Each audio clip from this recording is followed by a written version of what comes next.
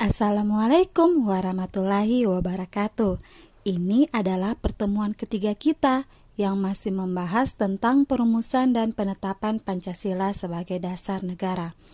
Baiklah, kali ini kita akan membahas poin yang ketiga, yaitu tentang semangat pendiri negara dalam merumuskan dan menetapkan Pancasila sebagai dasar negara. Mari kita bahas. Semangat pendiri negara dalam merumuskan dan menetapkan Pancasila sebagai dasar negara terbagi menjadi dua pembahasan.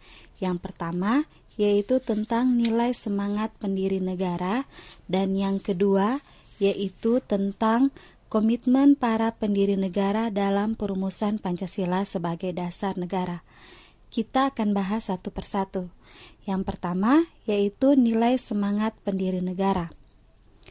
Semangat mengandung arti tekad dan dorongan hati yang kuat untuk menggapai keinginan atau hasrat tertentu.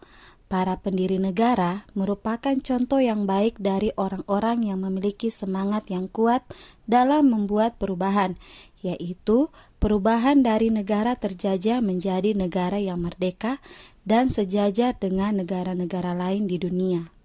Semangat kebangsaan disebut juga sebagai nasionalisme dan patriotisme. Nasionalisme adalah suatu paham yang menganggap bahwa kesetiaan tertinggi atas setiap pribadi harus diserahkan kepada negara kebangsaan. Ada dua jenis pengertian nasionalisme, yaitu nasionalisme dalam arti sempit dan nasionalisme dalam arti luas.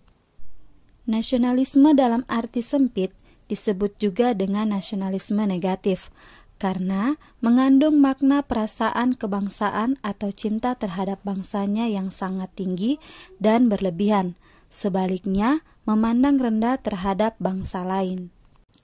Dan jenis nasionalisme yang kedua adalah nasionalisme dalam arti luas atau yang berarti positif.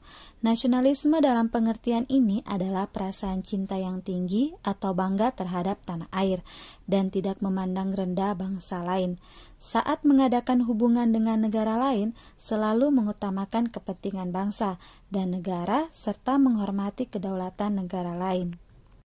Sedangkan patriotisme berasal dari kata patria yang berarti tanah air. Kata patria kemudian berubah menjadi kata patriot yang artinya seseorang yang mencintai tanah air. Oleh sebab itu, patriotisme berarti semangat cinta tanah air atau sikap seseorang yang bersedia mengorbankan segala-galanya untuk mempertahankan bangsanya. Berikut ini adalah hal-hal yang terkandung dalam jiwa dan semangat 45, di antaranya 2. Komitmen para pendiri negara dalam perumusan Pancasila sebagai dasar negara. Para pendiri negara dalam perumusan Pancasila memiliki ciri-ciri komitmen pribadi sebagai berikut. 1. Mengutamakan semangat persatuan, kesatuan, dan nasionalisme.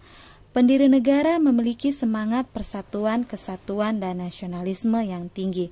Hal ini diwujudkan dalam bentuk mencintai tanah air dan mendahulukan kepentingan bangsa dan negara di atas kepentingan pribadi dan golongan. 2. Adanya rasa memiliki terhadap bangsa Indonesia. Para pendiri negara dalam merumuskan dasar negara Pancasila dilandasi oleh rasa memiliki terhadap bangsa Indonesia. Oleh karena itu, nilai-nilai yang lahir dalam Pancasila berasal dari bangsa Indonesia sendiri. Nilai ketuhanan, kemanusiaan, persatuan, musyawarah, dan keadilan sosial adalah nilai-nilai yang berasal dan digali dari bangsa Indonesia. 3. Selalu bersemangat dalam berjuang. Para pendiri negara selalu bersemangat dalam memperjuangkan dan mempersiapkan kemerdekaan bangsa Indonesia, seperti Insinyur Soekarno, Muhammad Hatta, dan para pendiri negara lainnya yang mengalami cobaan dan tantangan perjuangan yang luar biasa. Insinyur Soekarno dan Muhammad Hatta berkali-kali dipenjara oleh Belanda, namun dengan semangat perjuangannya, para pendiri negara tetap bersemangat memperjuangkan kemerdekaan Indonesia. 4. Mendukung dan berupaya secara aktif dalam mencapai cita-cita bangsa, yaitu merdeka, bersatu, berdaulat, adil, dan makmur. 5. melakukan pengorbanan pribadi dengan cara menempatkan kepentingan negara di atas kepentingan pribadi, serta mendukung keputusan yang menguntungkan bangsa dan negara. Baiklah, sampai di sini dulu pembahasan kita tentang materi ini. Minggu depan kita akan lanjut lagi dengan bab kedua, yaitu tentang norma dan keadilan. Wassalamualaikum warahmatullahi wabarakatuh.